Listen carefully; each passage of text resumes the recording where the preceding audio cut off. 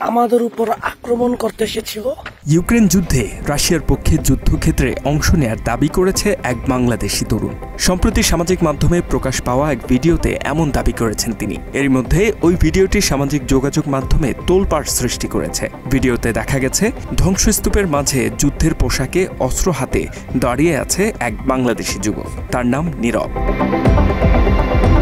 Russian প্রযুক্তির অস্ত্রের কার্যকারিতা এবং শত্রুপক্ষকে বিভ্রান্ত করে কিভাবে তারা আকাশে ও মাটির নিচে আঘাত হানে সেই কৌশল বর্ণনা করছেন তিনি।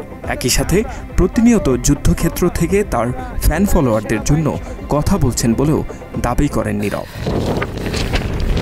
ভিডিওটি ছড়িয়ে পড়তেই নেট দুনিয়ায় শুরু হয় তুমুল আলোচনা। একজন বাংলাদেশি যুবক কেন রাশিয়ার পক্ষে লড়ছেন তা নিয়ে কেউ বিস্মিত, কেউ বা গর্বিত, আবার অনেকে প্রকাশ করেছেন সংশয়। যুদ্ধের ময়দানে দাঁড়িয়ে এমন দাবি নতুন না হলেও এবার আলোচনার কেন্দ্রবিন্দুতে উঠে এসেছে বাংলাদেশ। খুবই খারাপ। নীরবের সামাজিক মাধ্যমের প্রোফাইলের তথ্য বলছে তিনি চট্টগ্রামের বাসিন্দা। পড়াশোনা করেছেন ঢাকার কবি নজরুল সরকারি কলেজ ও বিশ্ববিদ্যালয় এবং মুরাদপুর আদর্শ উচ্চ বিদ্যালয়। আপনাদেরকে দেখাবো। মাত্র 30% টাকায় জমির মালিক হয়ে নতুন বাংলাদেশের গড়ে তোলার স্বপ্ন দেখা বাংলা বসতি।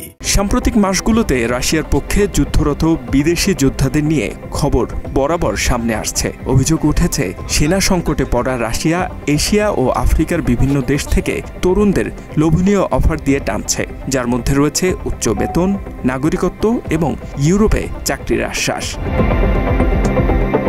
দালালদের খপ্পরে পড়ে অনেকেই সে স্বপ্নে আকৃষ্ট হয়ে রাশিয়ায় গিয়ে জানতে পারেন এটি আসলে যুদ্ধের চুক্তি। বাংলাদেশ থেকেও এমন কিছু ঘটনার খবর এসেছে।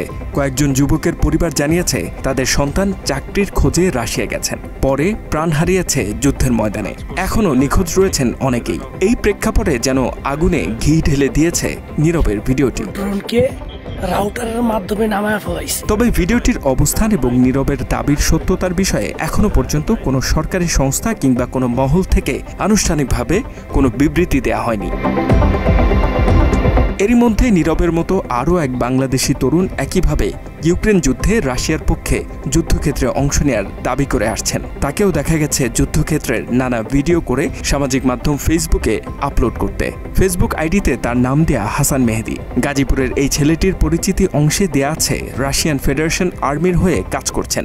Bulletproof jacket, helmet. এভাবে ঠিক কতজন বাংলাদেশি রাশিয়ার হয়ে যুদ্ধ করছেন সেটি এখনো নিশ্চিতভাবে জানা যায়নি। তারা কি স্বেচ্ছায় যুদ্ধে অংশ নিয়েছেন নাকি দালালদের খপ্পরে পড়ে বাধ্য হয়েছেন সেটিও নিশ্চিত নয়। তবে ফেসবুকের বিভিন্ন ভিডিওতে এসব যোদ্ধারা মানুষের সমর্থন চেয়েছেন এবং বেশ সম্পূর্ণভাবেই এসব ভিডিও করতে দেখা গেছে তাদের।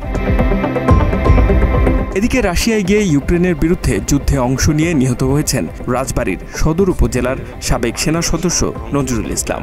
5 মাস নিখোঁজ থাকার পর পররাষ্ট্র মন্ত্রণালয় থেকে তার মৃত্যুর খবর জানতে পেরেছে পরিবার।